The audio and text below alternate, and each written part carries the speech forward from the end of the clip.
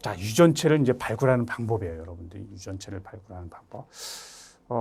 여러분들이 이제 어떻게 보면 이 분야는 새로운 미생물이라든가 또는 새로운 생명체에 대한 진, 겐, 여러분이 이제 유전체들이죠. 유전체. 이 유전체들을 찾아내는 거예요. 유전체를.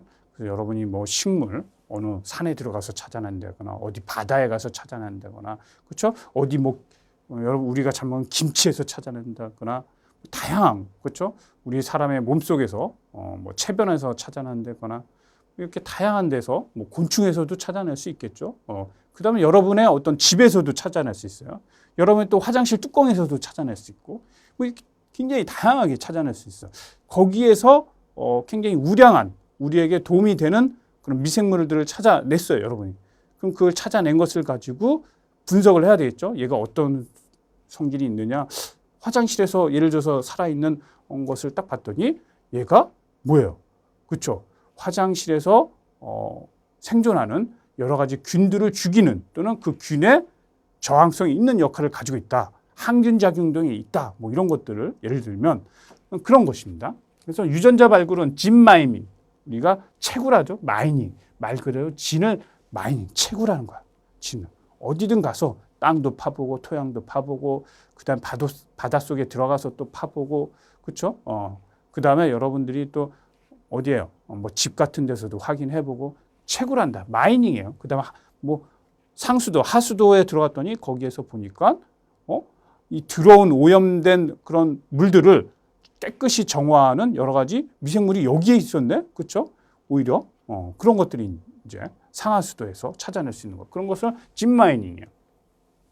그래서 여기서 유용한 거기서 이제 유전자들을 갖고 있는 그런 여러분이 생물체를 이제 배하지 않고 분리하는 겁니다. 거기서 분리를 해야 되겠죠. 분리를 해야 이제 여러분들이 우리가 산업 미생물에 사용할 수 있는 그런 여러 가지 뭐 엔자임을 찾았다. 그 미생물에 이런 효소가 정화작용을 하는 효소가 있다더라. 그렇죠? 아니면 앞에서 얘기했던 대로 뭐예요? 생장 호르몬이 있는 것들, 뭐 이런 것들은 이제 분리하는 겁니다. 그렇게 분리해서 여러분들이 환경적으로 뭐 여러 가지에서 많은 다양한 미생물 또는 다양한 곳에서 산업으로 사용할 수 있는 유전체를 찾아내는 것은 이제 메타 유전체라고 얘기해요. 메타 유전체. 그래서 메타 유전체 지도를 작성했다. 여러분이 그러면 꺼내듯이 여기서 보니까 의학, 치과, 의료계 치과에서 그다음에 충치와 관련된 그렇죠 치료를 하는 항생제.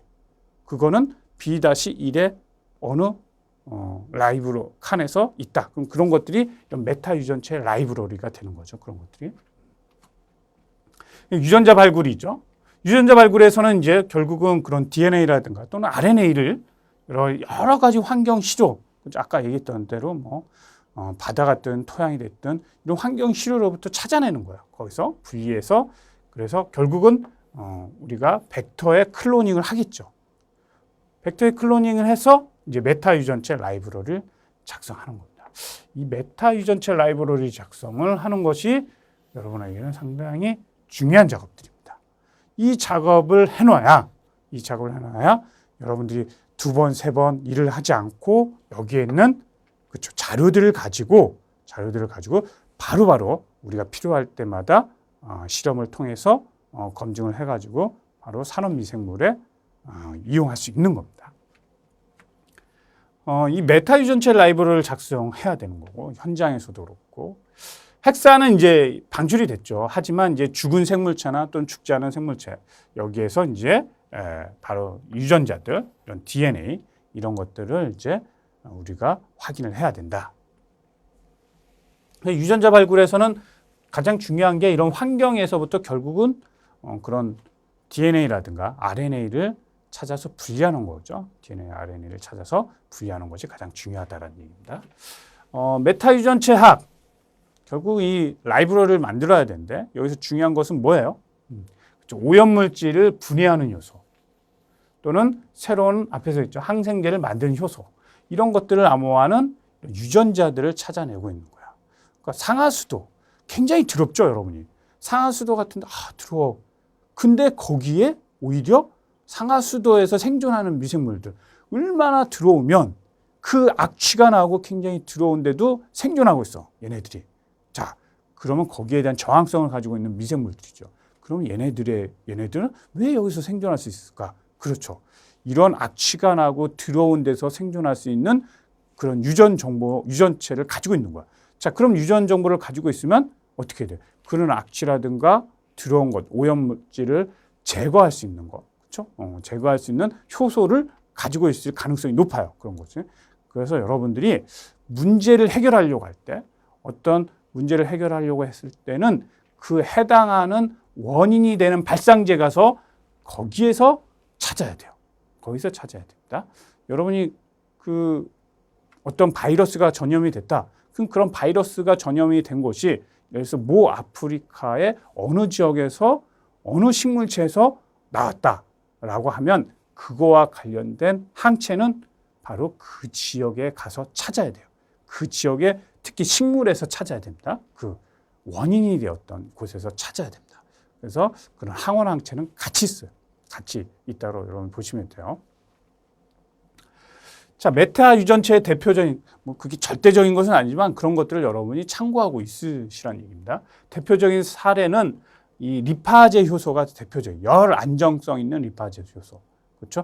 얘는 열에 굉장히 강해요. 고온인 90도에도 버틸 수 있는 그런 것들에 대한 리파제 효소가 있는데 이게 이제 지방을 가수분해한단 말이에요. 그러니까 이 화장품이라든가 의약품에서 상당히 많이 사용되고 있는 것이 바로 리파제 효소예요. 리파제 효소. 그래서 이 리파제 효소 같은 경우는 바로 90도씨에서 그렇죠. 여기 고온에서도 상당한 활성을 나타내고 있는 것이 특징입니다. 그러니까 우리 초고온 세균 이런 것들 배웠잖아요. 그렇죠? 화석의 금반, 그다음에 그렇죠. 화산이 터진 용암이라든가 이런 암석 그 근처에서 생존하는 균주들, 바로 이런 균주들이 결국은 뭐예요? 열에 강하죠. 열에서 생존할 수 있는 굉장히 뜨거운 곳에서 왜 생존하고 있을까? 그런 엔자임들을 가지고 있다는 거죠. 대표적으로 이런 리파제와 관련된 열 안정성에 이제 상당히 이런 이점을 가지고 있는 이런 효소들. 이런 효소들이 화장품이라든가 의약품에 많이 사용하고 있다는 거. 그래서 여러분들은 이 메타 유전체, 결국은 이 유전체를 발굴한다라는 것은 우리가 환경, 여러 다양한 환경에서 그런 DNA라든가 RNA 시료를 그렇죠 우리가 찾아내야 된다면 그 찾아낸 것을 라이브러리를 만들어야 돼요. 메타 유전체하게.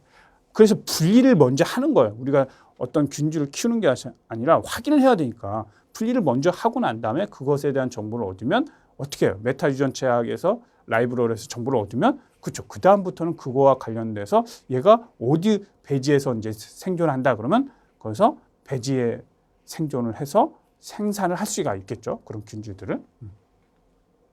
그래서 환경에서 이제 그림을 한번 볼까요? 이렇게. 자, 환경, environment, 이 환경에서 사람이 됐던, 그렇죠?